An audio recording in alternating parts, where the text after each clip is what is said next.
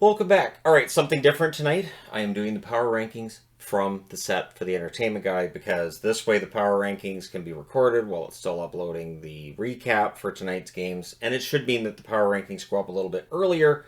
That means I can have this all set up while the other boards, it just makes things easier. So, 1 through 32, there's a lot less movement. There's 1, 2, 3, 4, 5, 6, 7, 8 teams that have stayed in the same place this week. Things are starting to settle out.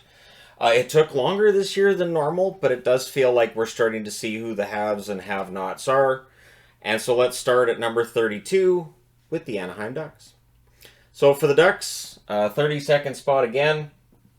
This is the second straight week.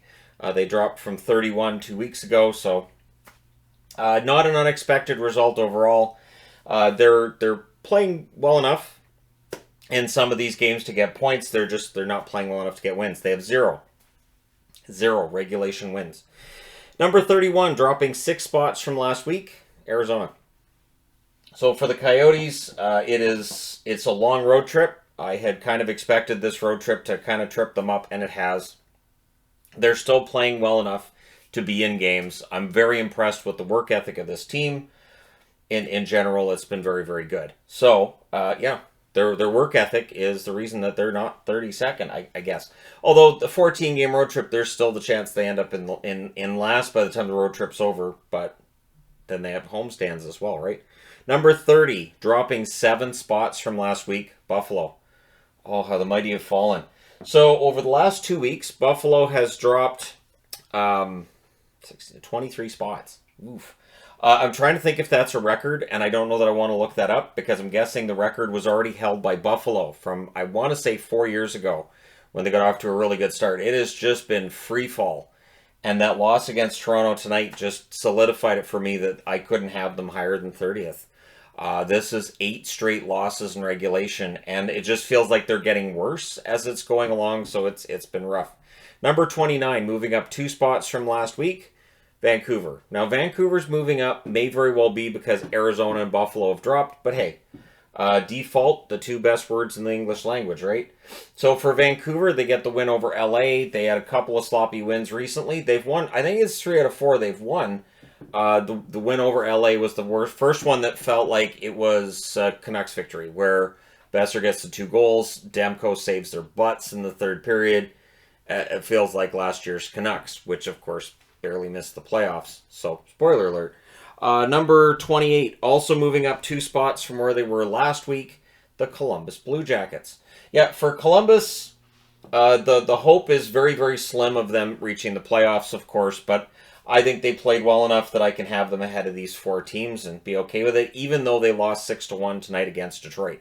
That was a really rough loss for them, but again, there are some teams that are definitely have-nots at this point, and this is where we are. Number 27, dropping 1 spot from last week. They weren't supposed to be in this spot either, and that's Ottawa. The Ottawa Senators, it was supposed to start getting better this year. Remember? This was supposed to be the year that things really improved for the Ottawa Senators, and it has not happened. In fact, if anything, on some level, this feels worse than last year because there were higher expectations. It just makes this one feel just a little bit tougher. They added DeBrincat. They picked up Giroux. They got Talbot in net. They've got all these pieces that it should work better than it is. And it's a matter of how long does this go before we start seeing some kind of a big change in Ottawa. Number 26, moving up 3 spots from last week, San Jose. Now here's the weird part. San Jose lost tonight against the Rangers, and they lost against Detroit 7-4 the other night. But I still looked at the board tonight and went, no, I still think I will have San Jose ahead of those teams. They had won 3 in a row before that. And so, yeah, I think 26th is a good spot for them right now. Obviously, it's not a spot where San Jose and their fans would like to be either, but yeah, I think that's fair. And I'm starting to wonder if the teams that are in the bottom row, are these the teams that are just going to stay in the bottom row for a while? It's possible. Speaking of which, dropping 3 spots from where they were last week, Chicago. Chicago's in the bottom row now. So with Chicago, the losses are not unexpected, right? Earlier in the week, I talked about how I felt like, overachieving, underachieving. I felt like, no, they're right around where I expect them to be. And they still are. They've been trending in this direction since a relatively good start, and so yeah, this is kind of where we expected them to be. I don't know how this is all going to work out by the end of the season, but I think at least half of these teams are still going to be in the bottom row at the end of this season. Not the next season. I don't want to ruin things for next season. I want to spoil it for you guys there. All right, number 24. First team that stayed in the same spot as last week, other than Anaheim, and that is Washington. So teams stay anchored in 32nd and 24th as the Cats check out the cat tree. But yeah, 24th, Washington, and really an up and down kind of experience. But what's not been up or down? Well, I mean they're not 500 anymore. It's starting to look like Washington's odds of making the playoffs are well below 50%. So by the time they get Wilson back, is he going to be back soon enough to make a difference and maybe salvage this season? And if he is, does he get MVP votes? Because right now, Washington is just whatever they need. It's just not there. Number 23, moving up 4 spots from last week, so they're out of the bottom row, Nashville. Nashville didn't belong in the bottom row. And finally, they're playing like they don't belong in the bottom row, and this is despite the loss tonight against Tampa. And this is where people start looking at the power rankings. Oh, well, this team beat that team, and how could they not be? And, I just feel like certain teams are playing well, other teams may not be playing as well, and I think Nashville's played well. I think them getting a point against Tampa shows that they've improved. This was a team that it took forever for them to get wins after the games in Prague against San Jose. And now they're at 8-8-2. It's not a fantastic record, but it's a start, and they're at least in the hunt for a playoff spot, right? Number 22, dropping 8 spots from last week, so this is an ouch. I do believe, it's the biggest drop of the week, and that's Philadelphia. We had expected it. We knew eventually it was going to happen, and here it is. The Philadelphia Flyers are now heading maybe towards being in the bottom row, right? For Philly, they're now 7-4. It definitely feels like things have gotten away from them. We'd expected that. It's a little bit later than what we might have expected from them. So yeah, for Philadelphia, this is kind of what we expected, the drop off, and it's been stark. So thus the big drop this week. Number 21, same spot as last week. Some things just don't change this week, and that's Montreal at 21. Montreal, not a bad week, not a great week. And so they end up staying in the same spot as last week. I think that's fair. They're definitely higher up on the board than I think many of us had expected before the season started, and they're maintaining that spot. But I didn't see anything from them this week that tells me, hey, they should be higher, just that they belonged ahead of Philly. So there you go. Philadelphia drops the 8 spots, and it keeps Montreal from dropping. It also prevented the team that's sitting at 20 from dropping, and that's Minnesota. Minnesota... I haven't seen a team play that. I don't know how to put it. I don't think passive is the right word, but just that Minnesota-Carolina game tonight, that was a tough one. And so for Minnesota, they're going to be looking to get themselves well at above 500 soon. I still think they have a team that can make that happen. I've been quite surprised with how mediocre they've been to this point in the season. But I still think they can go on a bit of a run. Number 19 is a team that's going on a run, and predicting this team from one week to the next is the biggest pain. They move up 9 spots from 9 spots. 9. St. Louis. 9 spots. And yet people are going to be like, well, they've won 6 in a row, so they belong, blah, blah, blah. Okay. They won 3 in a row. They lost 8 in a row. Now they've won 6 in a row. I don't know what to expect from St. Louis really from one game to the next, but I know they're going to go on a streak with whatever happens in that game. So if they lose their next game, I expect 10 losses in a row, and then they'll win 15. And then, maybe they'll lose 5 going into the playoffs, and then they'll win 16 in a row to win the Stanley Cup. Sure, why not? Because St. Louis is just that unpredictable this year. That's why I'm wearing blues, because they are the biggest riser on the board. Basically, with power rankings, the jersey I wear is usually the team that has moved up the most that given week. Number 18, dropping 2 spots from last week, Pittsburgh.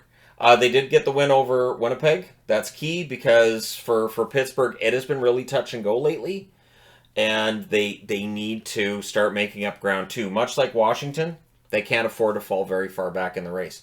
The good news is they got some help too tonight. So they got the win, and not everybody that was ahead of them got points as well. So For Pittsburgh, they're still in the hunt. I expect them to be in the playoffs. Just right now, they're 18th on the board.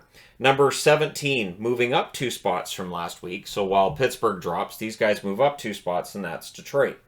So for Detroit, they get the win over Columbus. They had the win over San Jose. San Jose and Columbus are both in this row here. So it's fun to see them win those games. I'm glad they got the wins that they did, but I still want to see how they do against the tougher competition and see if they really and truly belong up here. And if they do, they end up in the top 2 rows. It's really pretty simple. But for Detroit, Bertuzzi getting his first goal tonight, he can be very much a hot and cold player. That could be a sign he's heating up, and that could be great for Detroit. Number 16, moving up 2 spots as well, Calgary. The Flames, despite having lost in Tampa, I didn't think they played that badly against Tampa. And then today against Florida, they did quite well. So for Calgary, I'm going to have them at 16th for this week. We'll see how they do from here. But as up and down as they've been, it at least feels like on this road trip they might be trending in the right direction now. And so we'll see if that is in fact the case. But getting the game against Matthew Tkachuk out of the way might be good. And not only that, but maybe for Huberdeau and for Weegar, playing in Florida against their former teammates could give them some sense of closure and some feeling like, okay, we're Flames now. And then you move on from there. Hey, I'm looking for whatever sunshine there is to throw Flames fans' ways right now. Number 15, moving up 1 spot from last week, the New York Rangers. The Rangers tonight, of course, they get a win against San Jose in a game that was scoreless for quite a while. I was really convinced that was going to be scoreless going into overtime because I thought both goaltenders deserved a shutout. But that being said, the Rangers are winning enough to stay in the hunt and likely above the playoff line. And I know they're above the playoff line right now, but they should be able to stay there with the way that they're playing right now. And yeah, so remains to be seen, but at least they avoided the dreaded trap against the San Jose Sharks. Number 14, moving up 1 spot from last week, the LA Kings. So they did get 1 point in the 2 games against Seattle and Vancouver combined, but I still like how LA's playing, and honestly, Demko kind of stole that game last night. I thought Peterson played well enough tonight. They lost in a shutout. They lost in overtime, so I really didn't push them down the power rankings. I felt like they played well enough that... I'll give them the benefit of the doubt this week. We'll see how they do next week. And I'm really glad I got these throwback pucks because they come in handy during reverse retro times, don't they? All right, number 13. Moving down 2 spots from last week, the Oilers. So the Oilers were lower than this coming into tonight's game. So the game against Vegas definitely helped move them up. And we'll see how it goes. So now Shadow's realized we're in here and he's on duty. About time he got in here, Shadow. It's kind of late. It's a new cat tree, so... Cats are still figuring out they're allowed on it. But yeah, number 13, Oilers. They had a good game tonight against Vegas. They've had some setbacks. They're only 2 games above 500. They're 10-8. But again, with the way things are right now in the West, they're still absolutely highly likely to end up making the playoffs. And that win against Vegas tonight, who knows, maybe that gets everything going for them. Skinner started 3 in a row, so continue your discussions on goaltending. It would appear that Edmonton has made up their minds on goaltending, and it's Stuart Skinner, at least for now. Number 12, moving up 1 spot from last week, Seattle. So for the Kraken, it's been a remarkable run, and I know there are those who still want to, kind of say, well, it's not for real, and they're not going to maintain it. It's not that good. Well, they're not that good. And honestly, I don't know that they're necessarily as good of a team as they're playing as a unit. So individually, I don't know how many superstar players there are on this team, but they're playing really well, and they're really limiting the opposition's chances right now, which is kind of the name of the game, right? If you can limit your opposition's chances, you are probably going to win the game. And so they're playing very, very well defensively, which was the biggest complaint about them last year, was that they did not play very well defensively. So that has been fixed this year. Of course, Martin Jones giving them fantastic goaltending is something I don't think we saw coming. I knew he played well in Philly last year, better than his numbers said, but this year's been remarkable. Number 11, moving up 1 spot from last week, Florida. So for the Panthers, this is a really hard to read team. There's still that explosive offense there. There's still a good blue line there, and there's two good goaltenders. But they don't seem to have their act together for a full 60 minutes. They also don't quite have the magic they did last year in the third period or the year prior. So with Florida, I really do wonder. Like, I understand that, year after winning the President's Trophy and losing in the second round, they may very well be doing their version of pacing themselves the same as Tampa Bay's done. Colorado at some point did that last year towards the end of the season when they made it clear they didn't care about the President's Trophy. But yeah, Florida, I really can't get a read. Although they're 11th, so they're still in the top half, and they're still very, very likely to be a playoff team at the end of the year, remembering how tough the East can be. But I really have no idea what to expect from this team one day to the next. Number 10, dropping 3 spots from last week, the Islanders. So the Islanders stay in the top 10. The 5-2 loss against Dallas did drop them down the board a little bit today, but Barzal finally got his first 2 goals. Very, very glad to have seen that. Barzal's been all around the net. He's just been snake bit. So now he's got the first 2 goals. And so from here going forward, it should be easier to get the rest, right? I still expect at least 15 goals from Barzal. I think he can hit 20. I think he can hit 25. He does prefer to pass. That's one thing with Barzal, but lately he has been going to the net. So finally it paid off for him. I'm glad for that. Number 9, moving up 1 spot from last week, Toronto. Yes, the Maple Leafs almost back in the top row. They just need a team to drop out of the top row, other than the Islanders, because the Islanders dropped out of the top row. But yeah, so we'll see how things work out for the Toronto Maple Leafs this coming week. But yeah, they move up 1 spot. And yeah, that's right. I've actually got the wrong number next to Tampa Bay, because I'm looking going, who jumped into the top row? Tampa Bay. I put the wrong number next to the team's name. So Toronto with that move up 1 spot, and again they held serve against Buffalo. I don't think I've had Toronto out of the top 2 rows. Let me quickly double check, because there were discussions about, well, you should have Toronto out of the top 2 rows. Nope. The lowest they've dropped is 11th. That's it. So yeah, they're 9th right now. So they've been around the same spot, and honestly, with Matt Murray back, it looks like things are clicking at a pretty good rate. So they could be top row next week. Number 8, same spot that they were last week, the Dallas Stars. For Dallas, again, good numbers. We've got 8 good teams right now that are in this top row. Dallas's numbers have been good. They're definitely in the running for first in the Central, which looks like it could be a 3-horse race right now anyways, between Colorado, the Winnipeg Jets, and the Dallas Stars. Although if St. Louis does win 15 or 16 in a row before they lose 20 in a row, sure. But yeah, Dallas has been good. I've been really impressed by Jamie Benn playing the best hockey he has, and I want to say at least 4 years. 4 or 5 years. So yeah, there you go. Number 7, and moving down 1 spot from last week, the Jets. So the Jets lose at home tonight against Pittsburgh 3-0, but they got goalied, right? So they played well. Hellebuck played very well too. Connor had chances. Connor got a couple of goals this week. He got the hat trick this week. And so, yeah, it's been an up and down week for Winnipeg. I just dropped them down 1 spot. They're still top row. Again, it does feel like things are settling down when it comes to the power rankings board, which makes me happier.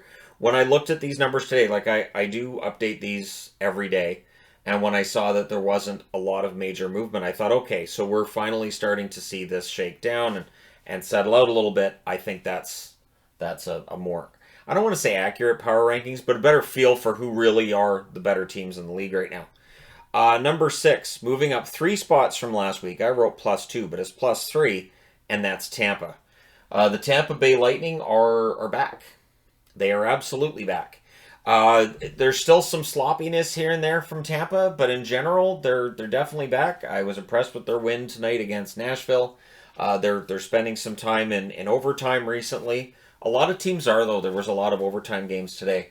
So I do think Pittsburgh's got their game back. So both of the Stanley Cup finalists have their game back. You'll notice Colorado's not on the board yet. And so, yeah, for Tampa Bay fans, it might have been a bit of a rough time there, but you knew they'd get through it, and they absolutely have. Vasilevsky's back to being Vasilevsky. Kucherov's fantastic. And Stamkos has started putting the puck in the net again as he cruises towards 500 goals. All right, number 5, same spot as last week, Carolina. Yep, the Hurricanes. The Hurricanes might be the one team in the top row that I'm a little bit wary of, in that, like tonight against Minnesota, they're ahead 1-0 going to the third. They didn't really lock that one down. They kind of did, kind of didn't, and so there's some consistency in game that I'm kind of missing with Carolina this week. But they stay in the same spot. I didn't feel like busting them down was worthy. Although if Tampa Bay has another week like they just had, and Carolina has another up and down week like they just had, those two teams would likely switch spots. Maybe Tampa Bay would move up more if one of the teams in the top 4 drops. So we're into the top 4. Number 4 on the board, same spot as last week, Colorado. The Colorado Avalanche, and I said this last week, I said they were back. Last week they moved up 10 spots. This week the ridiculousness stops. There is no moving up or down of Colorado.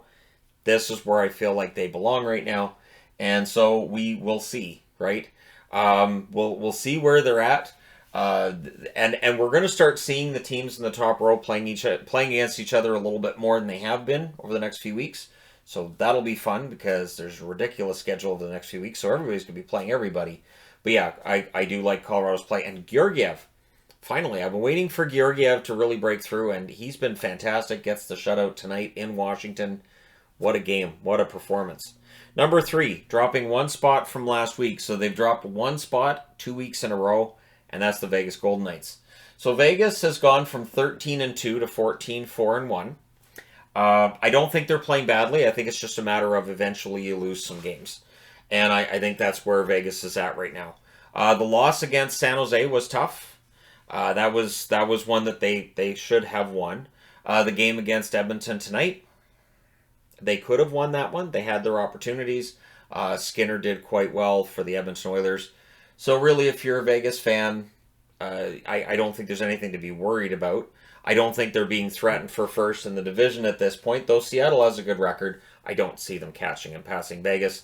I don't see LA catching or passing Vegas, and Edmonton, I don't see them doing it either, although with Edmonton getting that win, it does mean that they don't watch them get further ahead. So they pull themselves a point closer to Vegas, and so that's something to keep an eye on. I definitely need to do a video this coming week on standings and on where everybody's at, and get into some playoff likelihoods and stuff, and which teams are already kind of out of it. Number 2, moving up 1 spot from last week, New Jersey. Oh, they almost got first. They've won 12 in a row, which would indicate they should be first. And normally I would say, well, yeah, they've won 12 in a row. They belong in first place. New Jersey, I talked about it in the review for their game today against Ottawa. They're just playing perfect hockey right now. As close to perfect hockey as you can. All 12 forwards, all 6 defensemen, and whichever goalie's in net at the time is playing very, very well. Things are good in New Jersey. And so if you're excited and you're thinking, should I be excited? Yes. And I understand there's people saying, well, they've had a weak schedule. Right. So where's all the other 10 and 12 game winning streaks with teams playing easy schedules? They've won the games that have been scheduled for them. And I take nothing away from a team that does that. Because I've watched plenty of really good teams lose against bad teams. And the fans then will say after, well, it's understandable. They didn't get up for that game because look who it is. So it's understandable. Yeah, New Jersey plays the same game every time. They don't care who the opposition is. They are on their game all the time, and they play it very, very well. Which is similar to like with Seattle. Seattle plays their game every time. It's not the most exciting of hockey, but it works for them. So there's teams that are figuring this out, and some of them are figuring it out while playing really good defensive hockey, which I think New Jersey's done. We focus on the shots and the offense, but the defense has been very good too. Credit to Jonas Siegenthaler for parts of that. Which means number 1, second week in a row, Boston. They didn't lose a game this week. If Boston had lost to Chicago, they absolutely would have been number 2 this week. They would have dropped below New Jersey because, New Jersey's won 12 in a row, but Boston's on a heater too. Boston's, 16-2? It's weird because I look at this and I think, at some point things are going to go bad. Because at some point every season something has to, right? But yeah, Boston's playing some really good hockey. They've been very impressive. and they're just finding ways to win. And it feels like, whether it is or it's not true, it feels like there's more depth scoring this year than we normally see with Boston. But we've said that in other seasons, and then playoff time rolls around and it can dry up. So hopefully this is a Boston team that can figure it out throughout the season and get it done in the postseason as well. I say that as a Boston fan, knowing that most people watching this would not be Boston fans and would not be rooting for them to have a really good run in the playoffs or anything. But at any rate, it's very highly likely they get there now. If they actually didn't make the playoffs with the record they've got right now, something awful would have to go down. And I'm really glad that it would appear that that's not going to be the case. And it was nice to see Swayman have a decent game tonight, again, even though he wasn't overly busy. So there you go, power rankings. Let me know your thoughts in the comments section below as always. Don't forget to hit like and subscribe if you're browsing your way through, you just happened upon this video. And yes, I intend to do the power rankings in here each week, because it definitely, I think, helps with the overlap, and I'm about 20 minutes earlier with getting this done this week than I was last week. So thank you guys again for all your support. I will talk to you again soon.